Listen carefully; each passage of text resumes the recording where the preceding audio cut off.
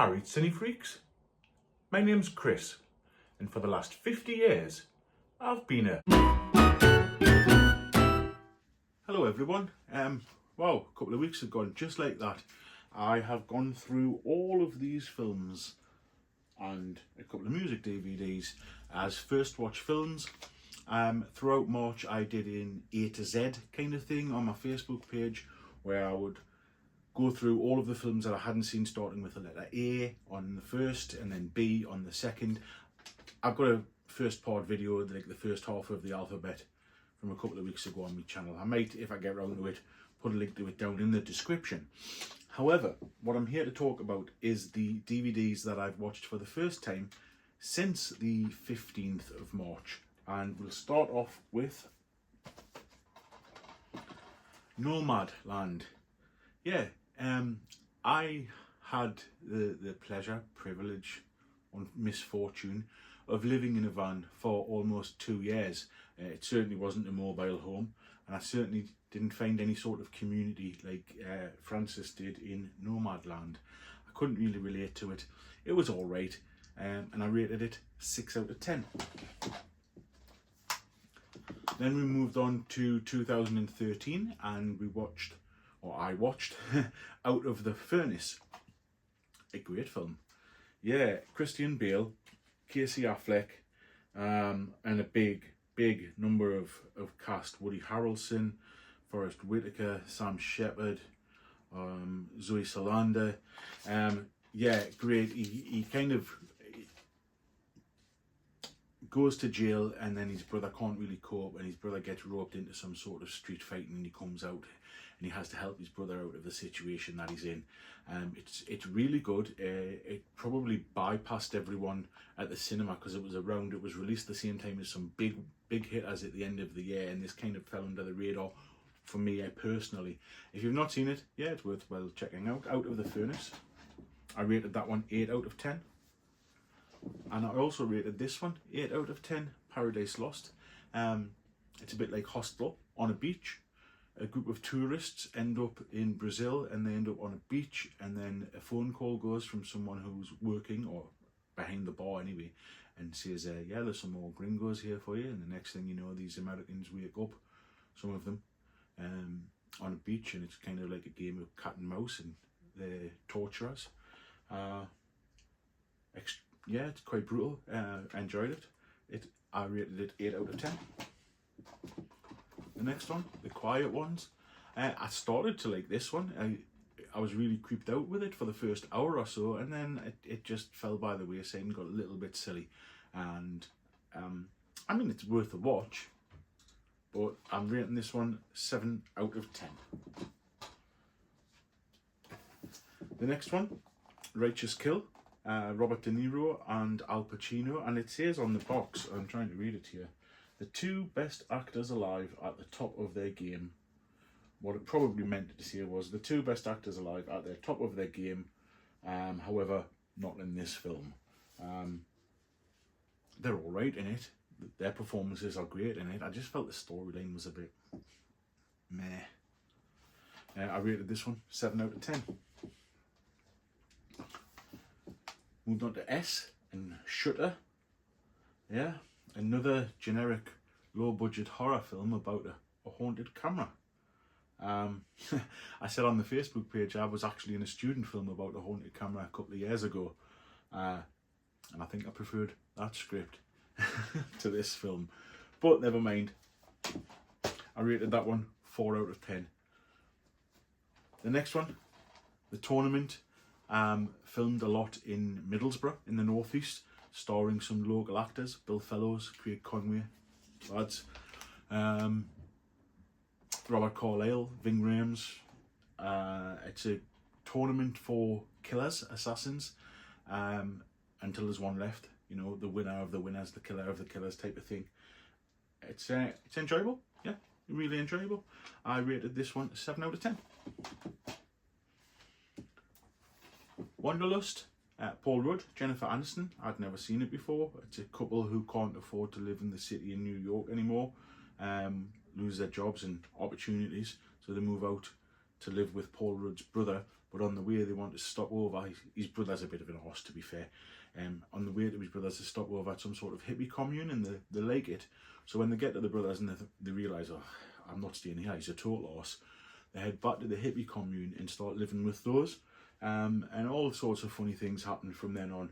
You know what hippies are like, free love and what have you. Yeah, I enjoyed it. It was quite funny. I've rated this one 7 out of 10. STU, you noticed there I didn't have a U.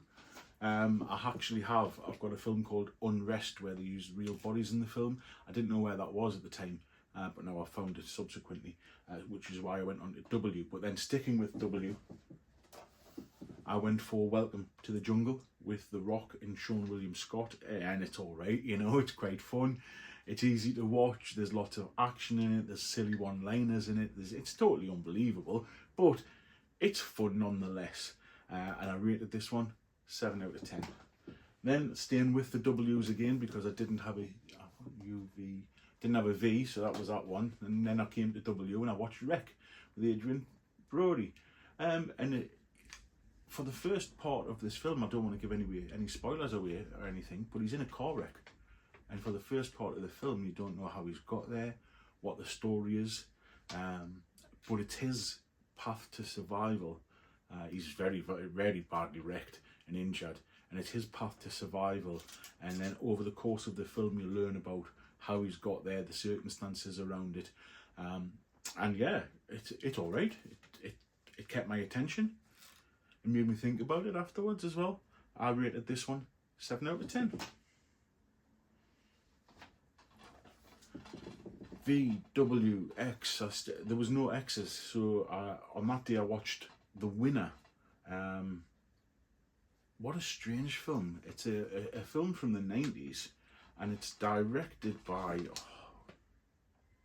the guy who does the movie programs, Alex Cox. And he did Repo Men. I like that film, Repo Men, and I watched this one, and it's all right. It's just a bit strange. I rated this one 6 out of 10. I'd never heard of it before. Let us know in the comments what you think of it if you've seen it. Alex Cox, The Winner. Good cast in it. Michael Madsen, Billy Bob Thornton. Then I watched War of the Worlds. You see where I'm going? WWWW. I had loads of them. So War of the Worlds with Tom Cruise. I wanted to get this one out of my collection. I already went into it not a fan of Tom Cruise. I went into it a fan of War of the Worlds, a fan of the musical version of War of the Worlds. And this just was not. It shouldn't even have that title, to be fair. You know, I mean, it's not good. In my eyes, it's not. So I rated this one 6 out of 10. Which is weird, because I rated The Winner 6 out of 10, and I prefer The Winner over it. So I'm going to knock this one down to 5 out of 10. Youth in Revolt, I did have a 1 for Y. Michael Cena, Ray Liotta, Steve Buscemi.